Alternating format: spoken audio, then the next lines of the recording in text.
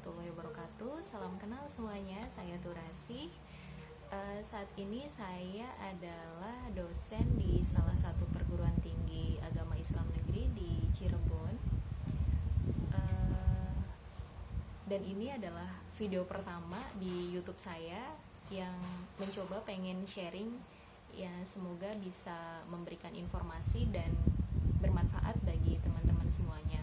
Berawal dari banyak pertanyaan gitu dari teman-teman yang kemarin mengikuti tes CPNS dan lolos seleksi kemampuan dasar, tes SKD, kemudian berlanjut ke SKB atau seleksi kemampuan bidang gitu, bertanya apa saja sih sebenarnya substansi yang disampaikan pada saat SKB nanti gitu. Meskipun mungkin teman-teman yang daftar CPNS tahun 2019 kemarin harus lebih bersabar karena situasi pandemi, kemudian menghalangi pelaksanaan SKB atau ditunda, tetapi kemungkinan besar tidak akan mengurangi substansi apapun gitu. Sekedar sedikit sharing saja terkait dengan apa sih sebenarnya yang dilaksanakan pada saat SKB gitu. Terus terang saya pribadi merasa sangat bersyukur karena diterima di instansi yang saya lamar gitu. Pada saat itu tahun 2018 saya melamar di IAIN Syekh Nurjati Cirebon, dan qadarullah itu hanya satu pendaftarnya pada saat itu dari bidang saya, sosiologi pedesaan gitu. Jadi mungkin kalau ada yang bilang wah rezeki banget, alhamdulillah itu adalah rezeki gitu. Tetapi pada prosesnya pada saat SKB, meskipun saya adalah calon tunggal di formasi yang saya daftarkan gitu, tetapi prosesnya sama kok seperti yang lain gitu. Jadi pada saat itu saya mengikuti tes SKB langsung di satuan kerjanya di Cirebon, di IAIN Syekh Nurjati Cirebon. Kemudian tahapannya ada beberapa, dan pada saat itu yang saya ingat dilaksanakan selama 2 hari karena pesertanya yang sangat banyak. Pada saat SKB, jadi hari pertama itu nanti teman-teman akan menjalani tes psikotes, semacam psikotes sih sebenarnya, tapi kalau dipikir-pikir sebenarnya soalnya mirip soal TIU, soal TIU di SKD itu. Jadi kita menghitung deret angka, kemudian ada juga tentang bahasa, sinonim-sinonim itu, dan menurut saya pada saat itu sih relatif bisa dikerjakan gitu, dan pada saat itu ruangannya juga sudah disetting seperti pada saat SKD, jadi sesuai dengan nomor pendaftaran kita pada saat melamar sebagai CPNS untuk formasi apa, di meja-meja itu sudah disediakan kita duduk di mana gitu. Itu untuk psikotes.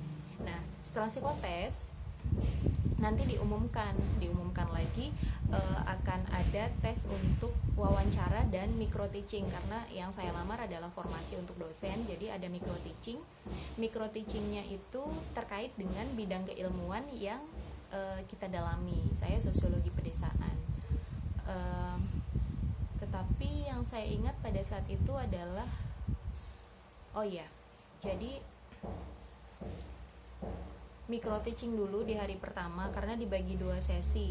Kebetulan pendaftar di angkatan saya di tahun 2018 itu untuk IAIN Syekh Nurjati yang diterima saja itu 69 untuk dosen dan 2 untuk tenaga kependidikan.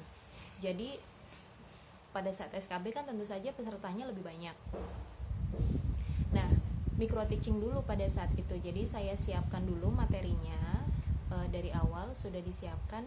Dan sebenarnya bagusnya dari instansi yang saya lamar ini adalah memberikan informasi lebih awal kepada para pendaftar supaya mempersiapkan segala sesuatunya. Misalnya karena dosen, kita harus menyiapkan jurnal apa yang pernah kita tulis atau karya tulis apapun, buku itu disiapkan. Semuanya nanti dibawa pada saat SKB. Jadi sebagai bukti bahwa kita itu sudah terbiasa dengan tugas-tugas kedosenan, termasuk diantaranya adalah penelitian atau menulis itu. Kemudian persiapkan juga sertifikat yang pernah kita dapatkan, misalnya menang lomba X atau ikut konferensi Y, konferensi baik di tingkat nasional maupun internasional, dan itu nanti akan menjadi nilai tambah untuk teman-teman yang mengikuti SKB. Pada saat itu sih dibendel, jadi mulai dari sertifikat, kemudian ijazah dan sebagainya dibuat dalam satu bundle. Meskipun pada akhirnya itu tidak dikumpulkan, tetapi jaga-jaga ya, namanya kita mau mengikuti ujian, jadi disiasati lebih awal gitu. Kemudian pada saat micro teaching, jadi ada dua tuh, reviewernya ada dua. Waktu itu salah satunya bergelar profesor, saya lupa namanya, kemudian satu lagi doktor, saya masih ingat, Dr. Yayat Suryatna yang saat ini menjadi kepala perpustakaan di YIN Syanurjati Cirebon. Saya menyiapkan materi tentang sosiologi pedesaan. Seingat saya waktu itu adalah materinya tentang kemiskinan. Kemudian saya sampaikan, kemudian di dalam micro teaching itu saya diberi beberapa pertanyaan oleh reviewer. Yang pertama adalah latar belakang dulu kuliahnya di mana, kemudian IPK-nya berapa, kemudian kenapa pengen jadi dosen, lalu apakah sebelumnya pernah mengajar, apakah terbiasa dengan tugas-tugas tridharma, penelitian, pengabdian dan sebagainya. Kemudian ditanya juga tentang kemampuan berbahasa Inggris, lalu ditanya kemampuan terkait teknologi informasi. Jadi selain kemampuan komputer gitu, kita juga ditanya bagaimana sih sebenarnya penggunaan kita terhadap internet dan sebagainya gitu. Lalu pada saat untuk kemampuan bahasa Inggris, akhirnya diminta pada saat micro teaching itu menggunakan bahasa Inggris dalam proses penyampaiannya. Ya bersyukurnya masih menggunakan bahasa Inggris, karena ditanya bahasa yang lain saya nggak bisa. Ada teman-teman yang mungkin bisa berbahasa Arab, diminta untuk menggunakan bahasa Arab, atau saya kurang tahu kalau bahasa yang lain, tapi bahasa Inggris menjadi poin penting untuk teman-teman misalnya nanti mengikuti SKP. Nah, pada saat sebenarnya sih tidak terlalu susah juga, tapi tidak boleh menggampangkan juga, karena rasa deg-degannya sebelum masuk ke ruangan micro teaching itu luar biasa, proses menunggunya dan sebagainya gitu. Itu untuk micro teaching. Kemudian yang di luar dugaan adalah proses wawancara. Wawancara dilakukan oleh 2 interviewer juga. Kemudian soalnya itu langsung dari Kemenak Pusat.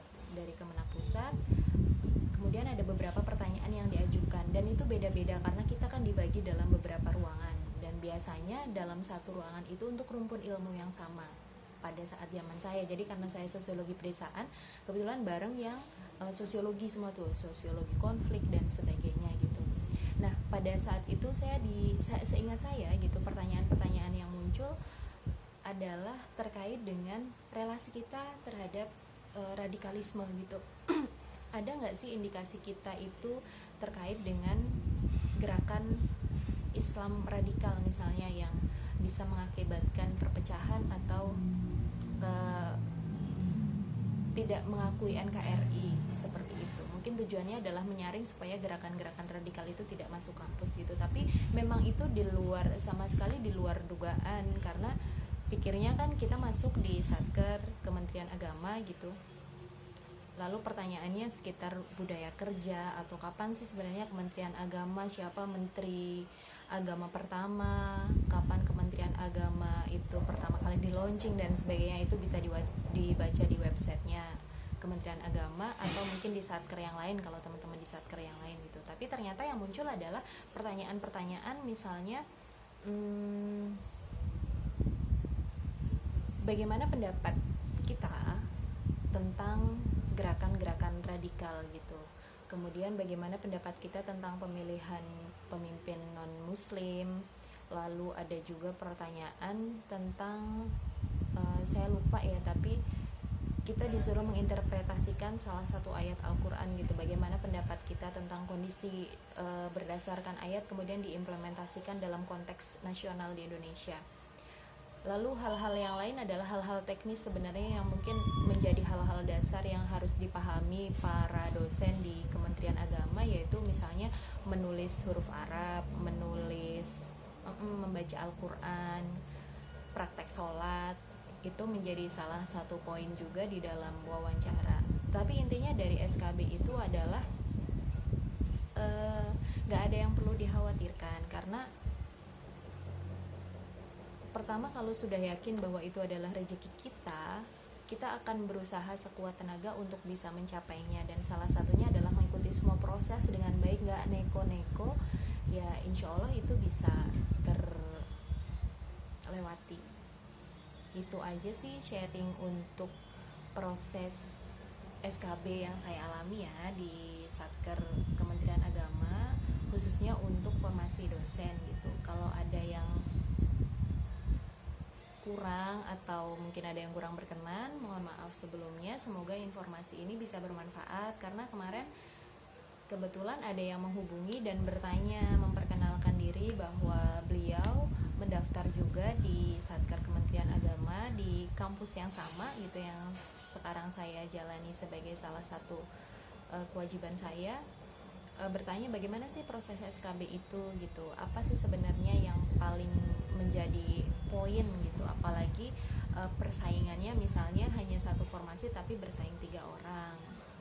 Kalau untuk penilaian sebenarnya saya kurang tahu bagaimana proses penilaian, karena itu adalah subjektivitas dari interviewer ataupun reviewer pada saat micro teaching. Tetapi dari kita yang perlu kita siapkan adalah mental, karena bagaimanapun bersaing itu bersaing secara sehat, dan mental yang harus kita siapkan juga harus mental yang baik, supaya misalnya hal terburuk yang tidak bisa kita terima adalah kita gagal, kita tidak akan terlalu kecewa karena kita sudah berusaha semaksimal mungkin dan yakin bahwa jalan lain itu pasti akan terbuka. Oke, terima kasih. Assalamualaikum warahmatullahi wabarakatuh.